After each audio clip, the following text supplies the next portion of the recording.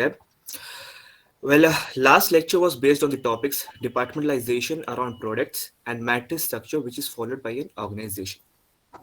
Creating departments around the products involves organizing the department of an organization completely on the basis of company's products, and thereby it is also called as divisionalization.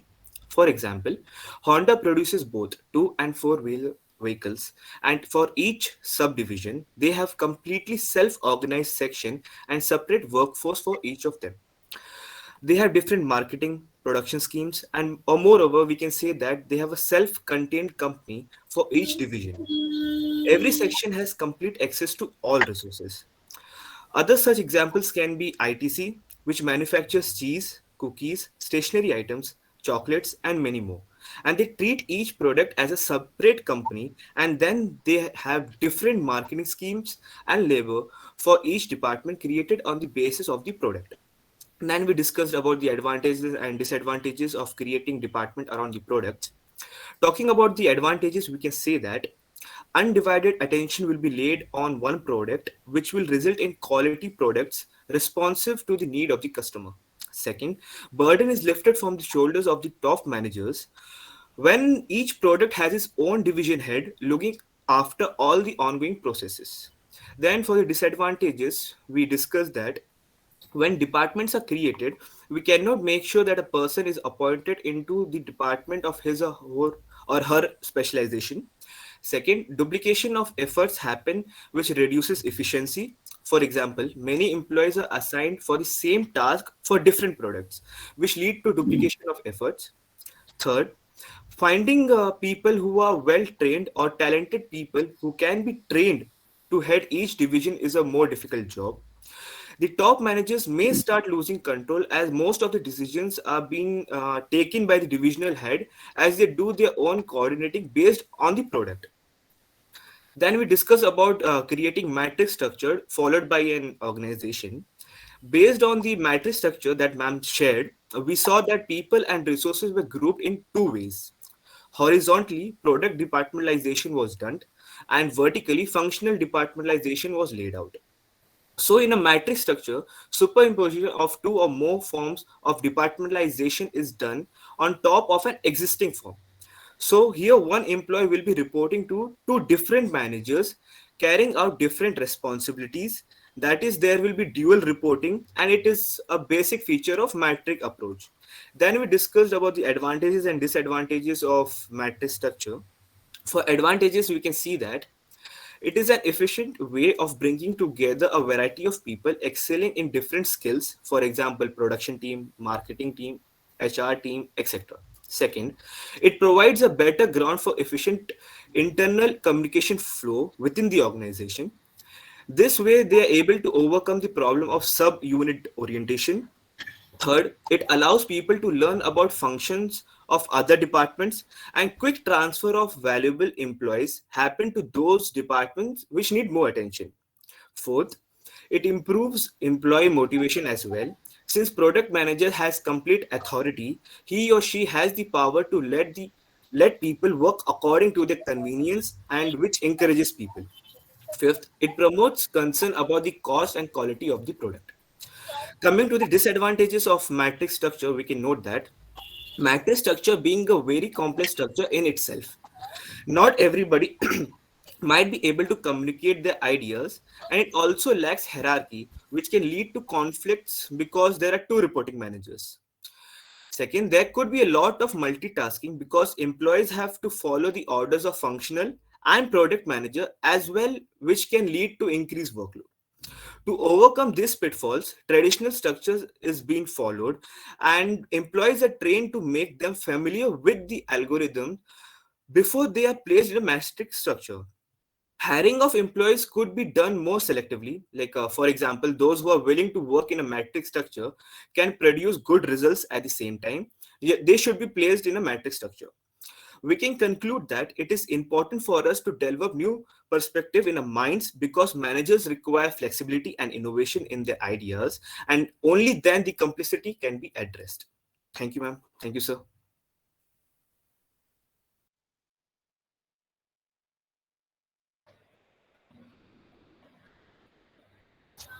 I think Anas was here.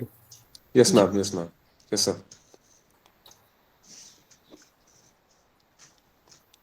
Sir, am I audible? Yes. Good morning, everyone. My name is Anas Khan.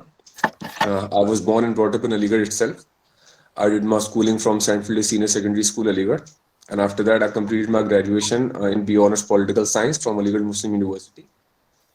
Now, I would like to talk about my strengths and weaknesses. My strength includes that I'm a person who works in a disciplined manner. Whenever I choose to do a particular task, I make some guidelines and rules, and accordingly, I work on them without ignoring a single one. And that has turned out to be really well till date. Number two is that I'm an optimistic, calm, and patient person who doesn't get panic easily in difficult situations. And most importantly, I think that I take criticism positively, and if I think that the critic is relevant, I also try to change it accordingly. Now I would like to talk about my weaknesses. I've been impulsive with my decisions earlier. Without knowing the complete facts of the situation, I've taken decisions that didn't go well for me. Secondly, I'm a person with pleasing personality, which I don't think is bad practically, but that didn't go well for me as I can't say no to people easily, and that didn't go well for me. Now I would like to talk about my career aspirations. I want to work in an organization where I can use my technical and managerial skills well, and also I can get exposed to new skills so that I can develop my complete personality. And I want to get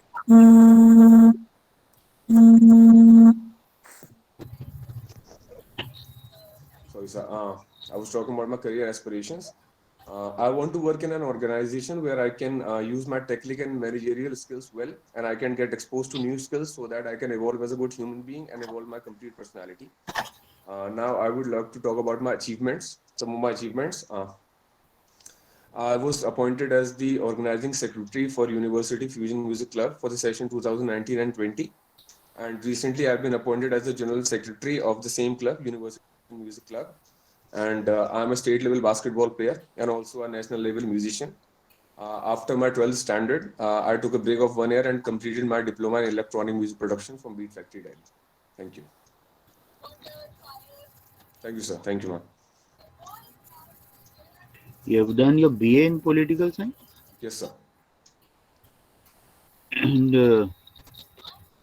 you want to pursue a career where you can utilize your technical skills and management skills. So, what are the technical skills that you possess? Sir, earlier, I think that I've been on a post where I used my managerial skills and technical both because after my 12th standard, I took a break of 1 year and I did go for something that was not very easy to do. I didn't go for graduation. Went for I wanted to be a musician earlier, so I completed my diploma in electronic music production from Delhi, and there I learned things that was not easy. So there I used my technical skills and managerial skills when I was the secretary for the session 2019 and 20. And I think that I gained a lot from there. So I want to pursue it and I want to evolve as a good personality in future. So, technical skills as a musician, you see. Yes, sir. Yes, sir. And then you also pointed out that you are a disciplined person.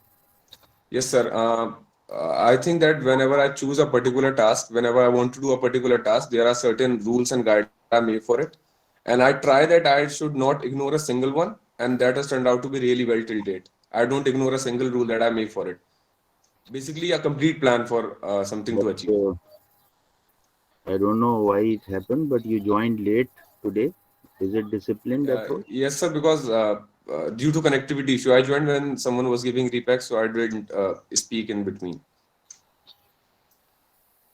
In fact, we already started the class, I think, 4 or 5 minutes late today. Sorry, sir. Sorry, ma'am. So I think we had very good introduction with a recap by Shazeb.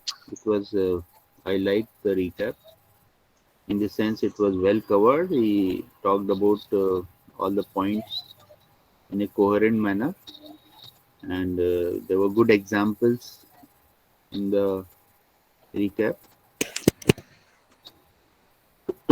So well done, Chavez. You exhibited good command over language, and you also arranged the content very properly, Thank you, sir. and this was actually very good. And So we have one more recap today, acha, theek, which is very good. by Faisal. Faisal, are you there? Yes, ma'am. Good morning, ma'am. Good morning, sir. Good morning. Please Ma'am, start. can yes. Good morning. In the last class, we talked about the departmentalization of product. In departmentalization of product, it means that to organize the department according to the product, uh, to organize the product according to organize the department within the organization according to the product. It is also called a divisionalization. For example, Honda City has a different department.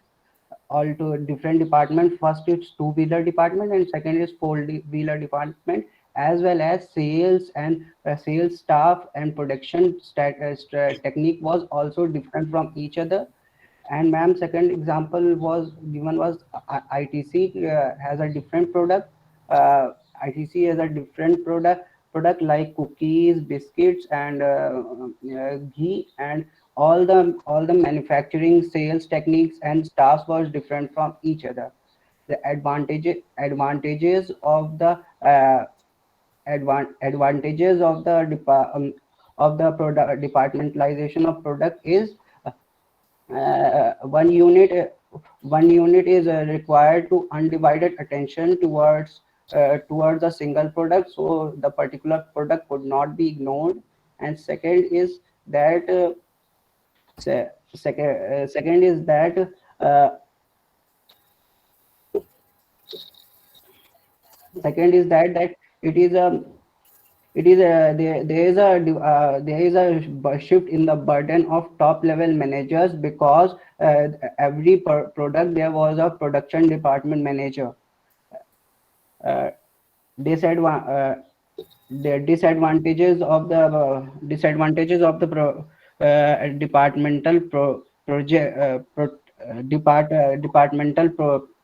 product is uh, that sometimes the production manager stop communicating, or has a less of communication between the top level managers or the CEO.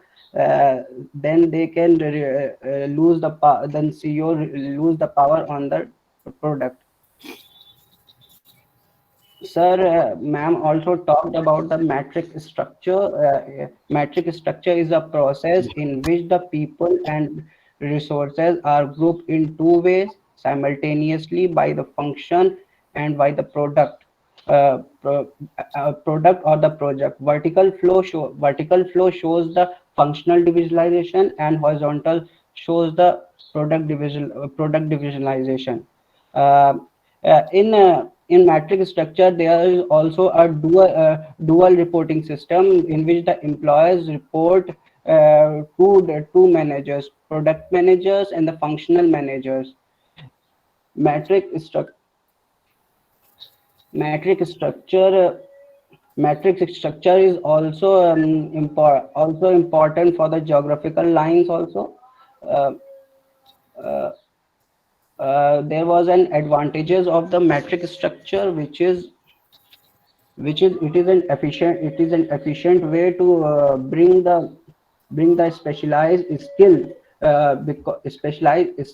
of production team, marketing team, and HR team together to produce a better product.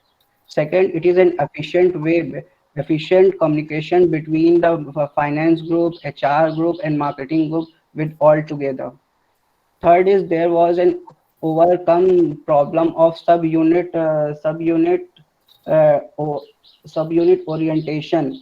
For example, the marketing department can also recognize what finance recognize how much recognize how much finance we want or how much finance we have, so they can easily communicate with each other and they can do the better in that way. it is fourth is it allow the people to know about it allow the people to communicate with each other easily, so they can understand about their product. Fourth, uh, uh, disadvantages of the matrix structure is the matrix structure is a complex structure that nobody can easily adapt to it. uh, some people was not in good in communication, as well as some people do not share their activities with others. There is also there is a matrix structure. There is a uh, multitasking work multitasking work where the employees where the em- where the employees communicate, where the employees report to uh, two different two different boss two different bosses some two different bosses, so it can deteriorate the employees performance. Third is that there is a lack of hierarchy in the product of the marketing matrix structure, because all the people are at the same level, so nobody is owning anyone, and so there was a conflict between the production manager or marketer or function manager also. And lastly, uh, it is an overcome pitfall of the matrix structure. It is employees are working in the traditional structure these days. They may require the interpersonal skills before place in the matrix structure. Second, people can come into the matrix structure by volunteering or by unwillingness. Uh, that's all, sir. Okay. So we have already analyzed Shazib's presentation, Mm. and Faisal, in terms of content, he did a good job. But I think when it comes to delivery, and especially if we have some concern with language flow, my suggestion is that we have to prepare the content very specifically, and otherwise the presentation moves in a halting manner. So there were what we call the lucidity of the presentation. The presentation should be lucid, and that can be achieved with the limited or only a working command over English language. This can be achieved when we have prepared the full text. So my suggestion to Faisal would be that next time when you deliver a presentation, make sure that you have full text ready with you and you have memorized it, and then deliver it in a natural fashion. That is how we grow as a speaker. So we have listened to three persons in this round. Uh, have commented a bit on Anas' performance also. Overall, he appeared confident and he had good command over language. And he has a unique combination in the sense that he has a passion for music, and alongside he is doing management. So if he can combine this, in fact, some of my students have opted for an offbeat career on this account.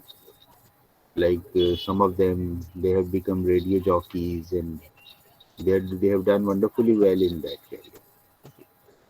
So detecting our own calling and linking it with the unique talents that we have, that's a good career strategy.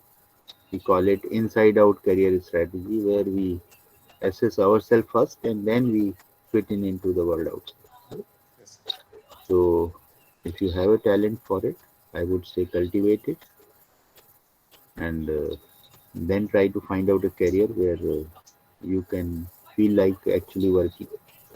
Sure, sir.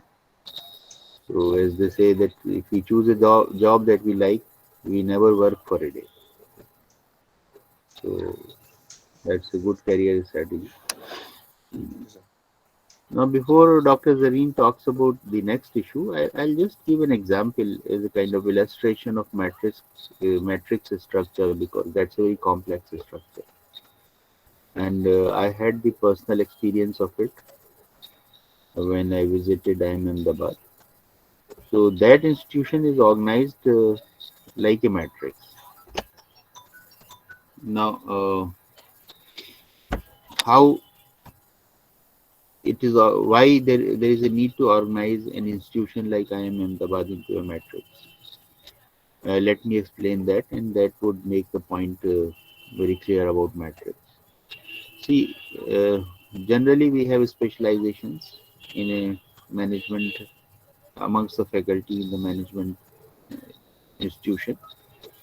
Like for example, there will be professors of marketing, there will be professors of operations, there will be professors of HR, and like that. So when you are witnessing the orientation, Professor Jamal introduced faculty members as per their specialization. So we have an option. Suppose the department expands and we become multi department. So the institution could be organized that section on marketing, like in mechanical engineering in Aligarh we have such kind of sections. So that is one way to organize the departments. And IIM Ahmedabad they have professors of strategy, professors of communication, professors of IT, professors of operations, and all. But then IIM Ahmedabad also offers courses which can be treated as products. Like for example, their star product is naturally their MBA program, which they call the PGP program. But in addition, they have other programs also, which are also equally important for them. One is their research program, which they call Fellow Program in Management. Then they have a program which I attended. They call it Faculty Development Program. So this program, intends to. In fact, during my period, it was 1 year long program. But now they have reduced the duration, but they continue to offer it as a 4.5 months training program to improve the young faculty. Then they have MDPs, which they organize, the management development programs who are working executives. Now, what should be the basis of organizing them? Should it be on the functional specialization of the faculty, or should it be organized on the basis of the products that they are offering? What sounds a better way to organize an institution like IIM?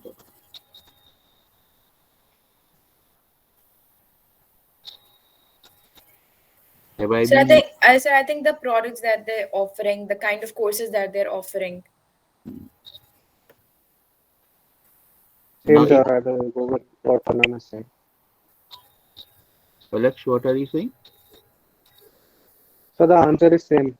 All Achha, you Sir, also I think. guess it should be organized by keeping both the factors in mind. Hmm, That is the specialization of the faculty members along with the product that they're offering to the students or the people who are considering to enroll in those products or in hmm, those courses. So I think that is how the matrix structure comes in play for IIM Ahmedabad. hmm. So you are of the opinion that though both the factors should be taken into consideration.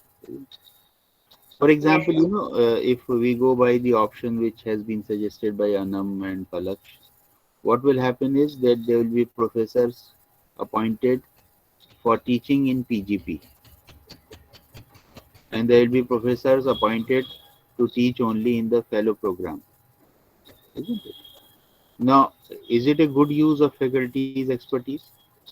If you have a professor of marketing and you ask him to teach only in the PGP program because the institution is organized around that, will that be a good strategy?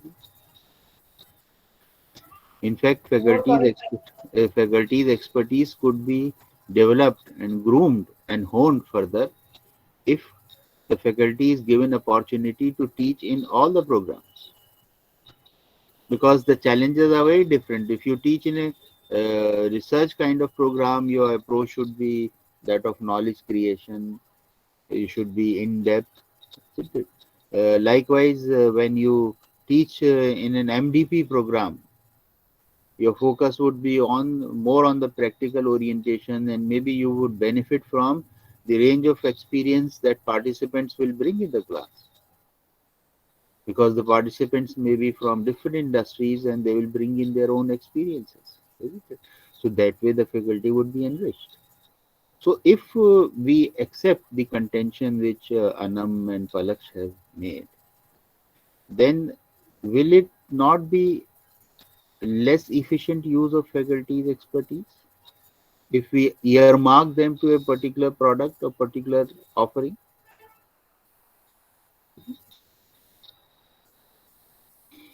What is the take of, let us say, Shahzeb, who uh, commented on this issue specifically?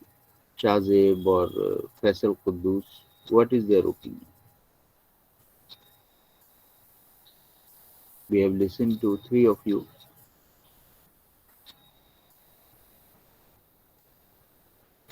Do they have an opinion on this?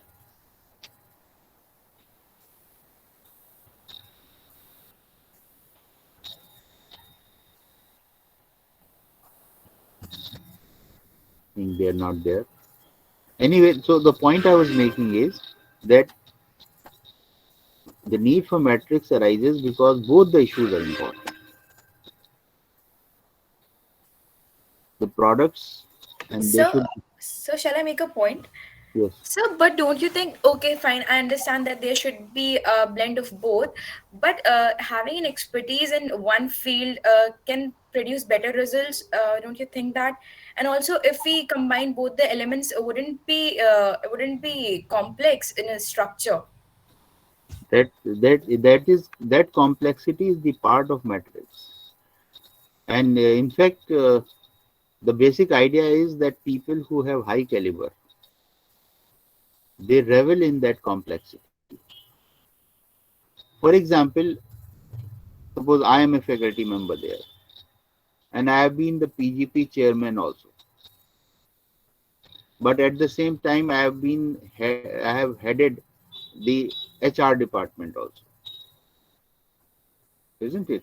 Now, I will be able to understand the needs and demands of both these positions, isn't it?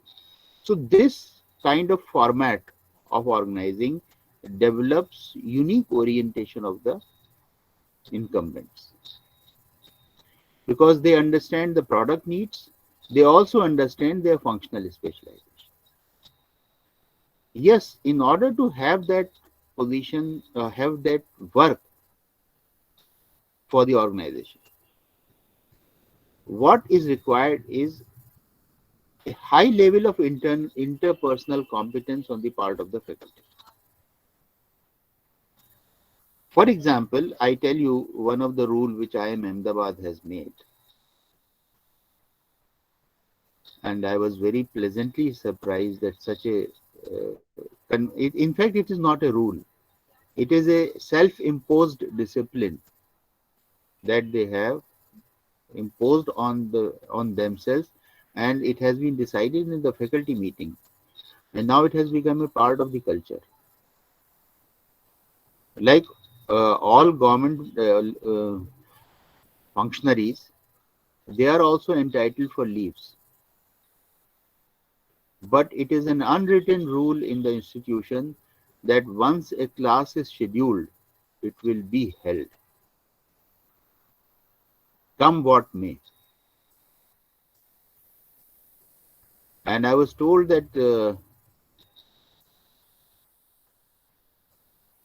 There have been all kind of calamities, all kind of situations, but a class once scheduled has always been held. I asked one of the faculty, sir, how come it is possible? And in your history, has it never happened that class one schedule is not held? He said, yes, once it happened. In fact, it so have happened that one of the students, because of whatever reason, maybe pressure of the studies, he could not cope with that pressure, and he committed suicide in the dorm. And he said that was the only day when the classes could not be held because the students were not in the right frame of mind. So, but he said next Sunday the compensatory classes were held so that next week's schedule is not disturbed. So what I was saying, interpersonal competence, you require such high level of interpersonal competence and self-discipline in order to have this work for the organization. So there are some core values which everybody understands. That during the middle of, let us say, semester, I will not opt for leave. I may get the best lucrative assignment. In fact, I was a witness to one of the happening. I was sitting in a professor's chamber, and he got a call, and the other side I could overhear, and the other side kept insisting that we need you and all. And he said no. He checked his diary and he said no. I have a class. I have a class. And finally, he said, if Prime Minister, in fact, he got a bit perturbed. He said, if Prime Minister needs me for consultation, he will have to reschedule his class, his time. We in our institution don't reschedule our class. Then I realized that actually he was needed for some consultation in Prime Minister's office. And he cancelled. He simply said, in a very matter of fact manner, not taking a very haughty position, he said, sorry, we have a class, scheduled class. We don't reschedule our class. And the other government functionary, the other side, maybe some joint secretary in the Prime Minister's office, he could not understand that a professor is needed by Prime Minister and he can say no to it. So such kind of value system, when it is inculcated in the faculty, then matrix kind of structure can work in the organization. And as I said that because you play multiple roles, you understand the demands of every, like for example, there may be a senior faculty member who has been a PGP chair, who has been an FPM chair, who has been a chair of MDP programs. So he understands the challenges of each of these programs. And naturally, they are able to upgrade their teaching skills also in the process. So that way, matrix structure has, and in some of the organizations, it is imperative to have a matrix. Like for example, in our own medical college, if you look at a nurse in a ward, she reports to two bosses. There is an administration side from the hospital, so there will be a medical superintendent to whom she would be reporting for all administrative work. For example, if she wants to apply for leave, she will have to apply to the hospital superintendent. But when it comes to patient care, she takes guidance from a specialist, the consultant. Suppose she is in an orthopedic ward, so the professor of orthopedics, he will be guiding that. So it is actually, even in our own department, for example, we have a gardener posted. He is under the administrative command of the chairman, but for his functional needs, he reports to the member in charge land and gardens. The supervisors there, they guide him as to how to, because chairman is not an expert of gardening. So such kind of arrangements are required. So we have principle of Fiol which says unity of command, but unity of command is compromised for good in some cases.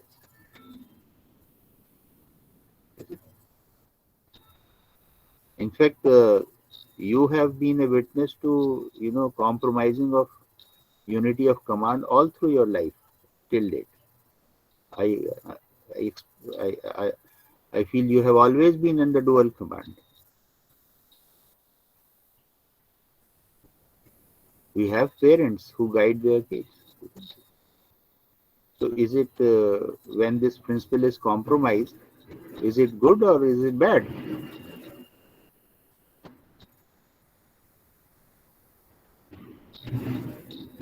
But if we talk about it in our own personal respect, then I think it is a good thing because that is bringing more diversification into our thought process and our life experiences. Yes. So in a way, I mean, actually it's a blessing. If again unity of direction is there, if there is total commitment to the welfare of the kids, even different approaches will be good at, isn't it? So father may be strict, mother may be, relaxed, a bit more relaxed, or the other way around, whatever. But ultimately, it results in the good of the kids because we know the unity of direction is. So I think that example you can extend to matrix structure. If there is unity of direction, so merely compromising unity of command principle will not do much harm to the. Yes, there may be some occasional fights here and there. That's all part of the game. हम घर में भी यही कहते हैं कि जब बर्तन होते हैं तो खड़खड़ाते भी हैं. Fair enough, isn't it? But that doesn't mean that the system will fall apart. So, okay, Dr. Zareen, sorry I took, I think, more time than it was Not my a due. sir. We You all can. wait. We all look forward for your comments and your expertise. Uh, so, like in the last class, we already discussed the matrix structure.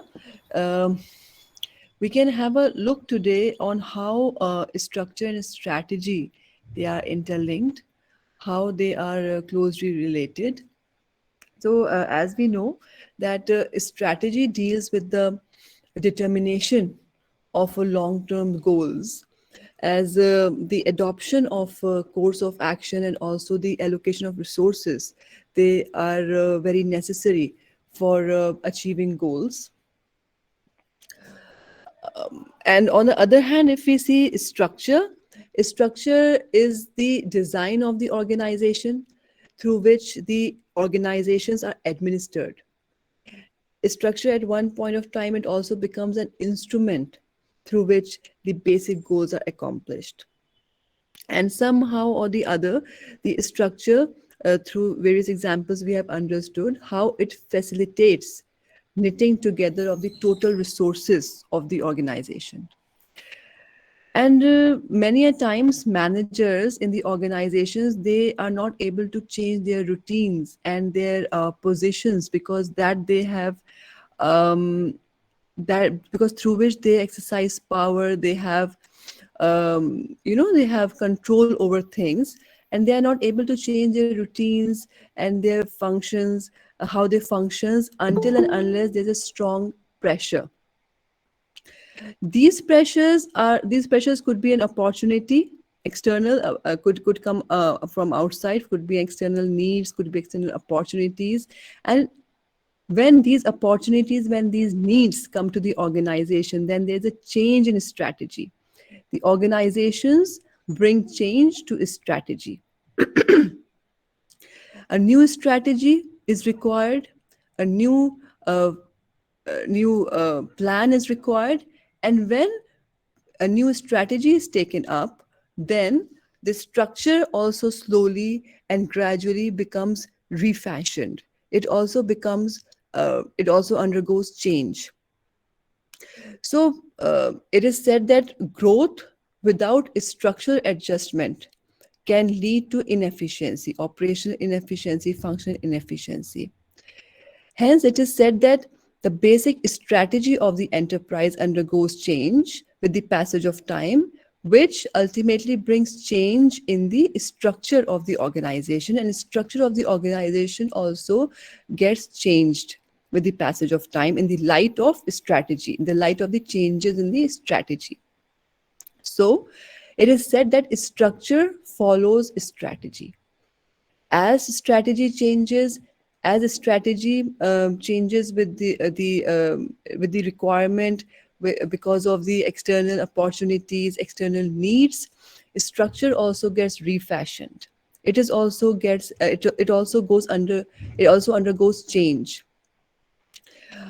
Structure follows a strategy is a business principle according to which we can say that divisions, departments, teams, processes, technology of any organization are redesigned to achieve firm's strategy.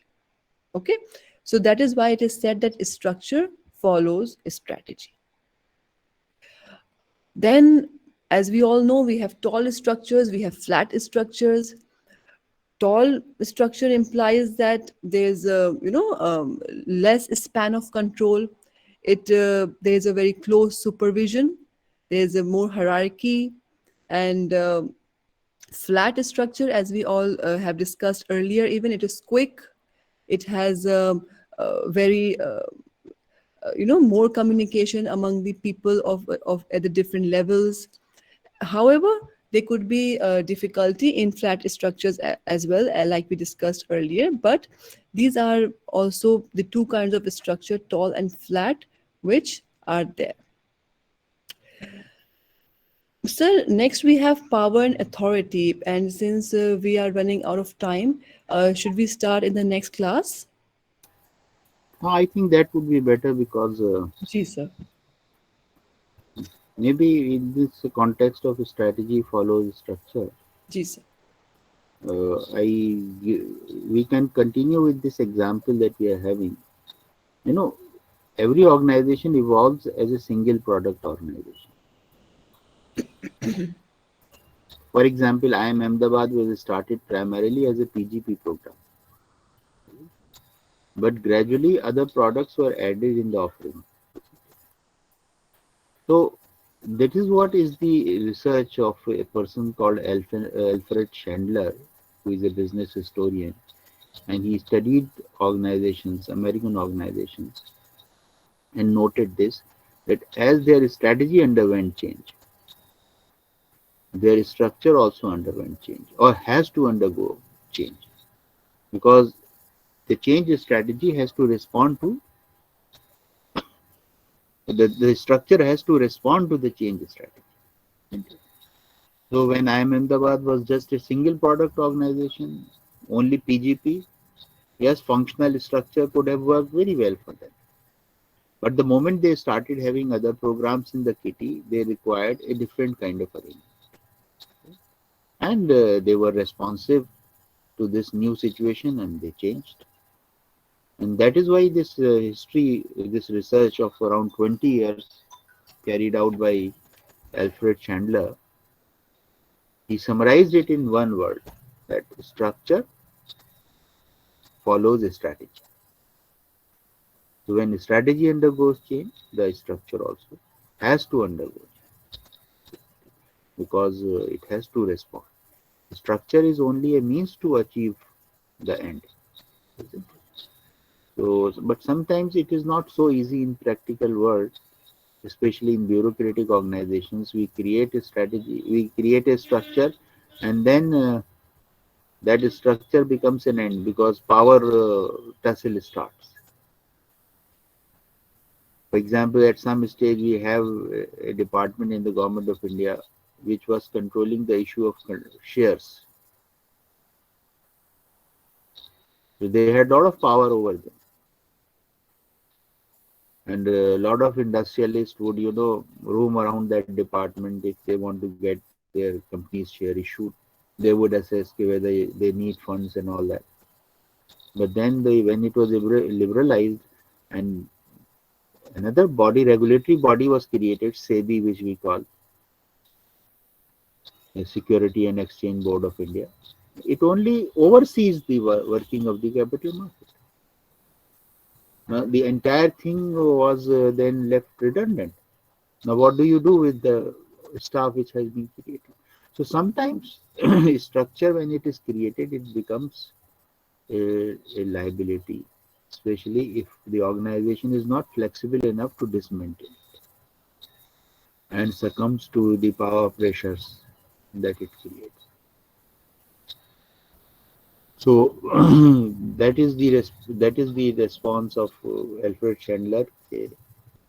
Maybe in business organizations, they understand that a structure is only a means to an end, and they do, like for example, now right now in Aligarh University also we have this issue. We have Department of Civil Engineering, for example. Now, at some stage, civil engineering was a in thing. The real estate sector was booming in the country. Now, what do you do with the people who are appointed, already appointed? Should they not be retrained and reskilled into, let us say, some new emerging areas? But government takes time to respond to such initiatives. So we have a huge faculty base in the civil engineering department, but there are not enough students who are interested in civil engineering as a discipline.